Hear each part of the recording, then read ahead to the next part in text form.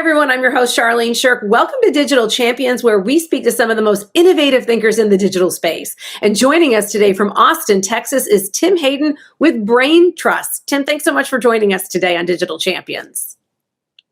Thanks, Charlene. It's a pleasure to be here. Great to see you. Oh, good to see you too. Can you tell me a little bit more about Brain Trust, what it is you focus on?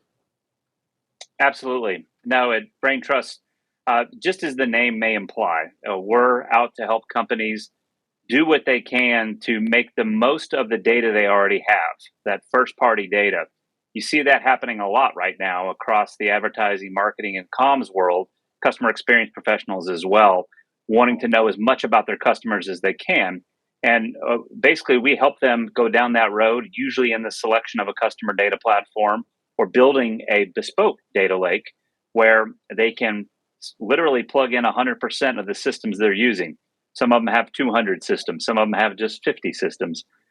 Establishing an API connection with that data lake or that customer data platform, and then building one single record for every customer to personalize experiences and also comply with everything that's happening in the privacy space.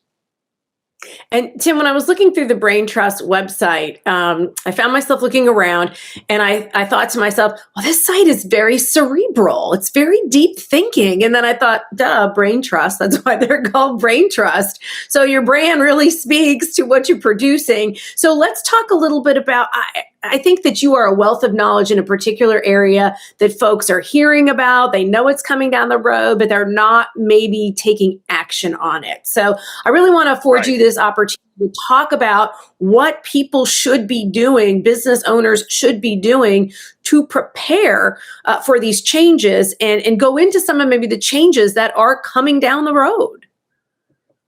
Absolutely. No, I mean, Charlene, you look what happened in 2021. We can say that because it's January 2022, right? But in 2021, Apple, with the release of iOS 14 and really iOS 14.5, all of a sudden marketers, especially if they had a mobile app deployed with hundreds of thousands, tens of thousands, millions of customers, all of a sudden their dashboards didn't go all the way flat, but they basically saw the needles go from right to left, right?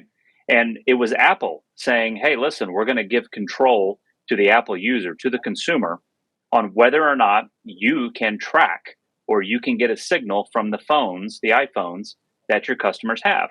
Of course, when they came out with iOS 15, what happened there?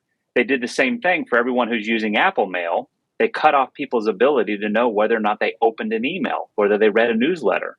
So these are all things that ladder up to what Google is going to do to deprecate or stop supporting third-party cookies. And of course, to what I think you just said is we're seeing a lot of legislative activity about privacy laws, about giving the consumer the right and the protection to see their data, to ask for their data to be corrected, to basically ask a company to pause marketing to them, or in the case that really started in Scandinavia 15 years ago, that digital suicide, right? That ability to tell a company, delete everything you know about me. So these are all things that are happening over the next 2 to 3 years. And there's lots of reasons for that, and we can talk about that, but it's just becoming more and more difficult for marketers with their standard analytics tools, their standard measures of success, to be able to find out what works and what doesn't work. And Tim, we've had this great resignation nation going on right now. So a lot of people are leaving their corporate jobs and they're starting their own businesses. Then you have the group of people who are established businesses, but a lot of them are solopreneurs, if you will. So what advice can you give either someone coming right into the marketplace, starting their own marketing and PR business, and someone who's been established? What advice can you give them about, I know I'm asking you a twofold question, but maybe the advice is the same, but what can they do? What should they do now to start either set themselves up correctly or to make changes and pivots to prepare themselves for these changes that are coming? So it's back to the future. It's about building your marketing lists, right? And for the nascent business, for the upstart, you've got this responsibility of building a CRM or a database of customers that you wish to talk to or that you have engaged. With that, you can no longer just rely, on the third party of Google or Facebook to be able to tell you about who the audience is. There's fantastic ways with Google Analytics and what Facebook can provide you to understand the performance of media, but to really know customers, to have their mailing address, their phone number, anything else that you can get and put in that database. If you're an existing or an incumbent, maybe even legacy, been around for 10 plus years, business, you've got this opportunity, as I said before, all the systems you're using, marketing automation systems, email systems, CRMs, fulfillment, logistics, shipping systems, all of those systems have customer data in them. You need to be able to pull that data, or at least a copy of that data, all to one central place, a database at least, a CRM at least, if you will, if not for an enterprise organization, something that's bigger in terms of a data lake, as I said before. Tim, this is great information, and I love your site. I think it's very clear, it's very concise. You get a good understanding of the stuff you need to start doing. We're going to have to wrap it here. We really appreciate you. And folks, please go check out Brain Trust. They've got great white papers.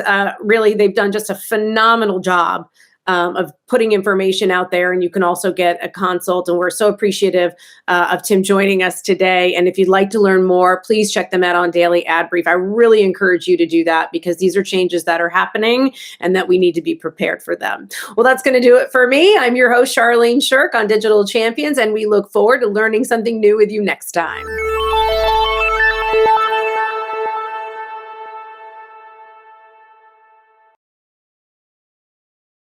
Simplify presents Addressable CTV, combining the power of TV with the targeting and attribution of digital.